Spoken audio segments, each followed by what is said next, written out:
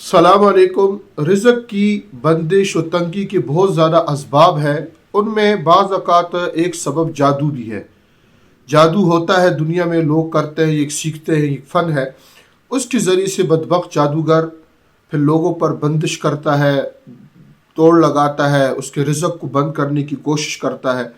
چونکہ جو آدمی اعمال والا ہوتا ہے، اللہ کے ساتھ تعلق ہوتا ہے، اس کو پر اس کا جادو وادو کچھ بھی اثر نہیں کرتا۔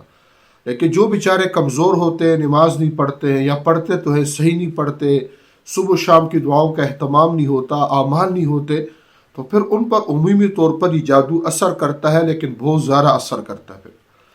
ابھی پچھلے دن ایک شخص میرے پاس آیا، اس نے کہا کہ میں نے 9 عمرے کیے VIP کلاک ٹاور میں، اور ابھی حال میرا یہ ہے کہ میرے جیب میں جو ہے پیسے تک بھی نہیں ہے۔ تو اس صورت پہ ایک عمل عرض کرتا ہوں، ہے وہ سورۃ مزمل شریف کا۔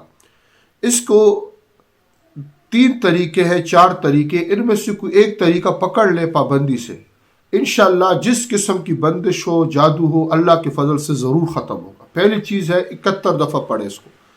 دوسرا، اگر 71 دفعہ ہم روزانہ نہیں پڑھ سکتے تو پھر 41 دفعہ معمول بنائیں، اور اگر 41 دفعہ بھی نہیں پڑھ سکتے تو 21 دفعہ معمول بنائیں، اور اگر 21 دفعہ بھی نہیں پڑھ سکتے تو 11 دفعہ معمول بنا لیں بس۔ انشاءاللہ اللہ کے فضل و احسان و کرم سے، اور یہ اعمال آپ نے فجر کے بعد کرنے ہیں۔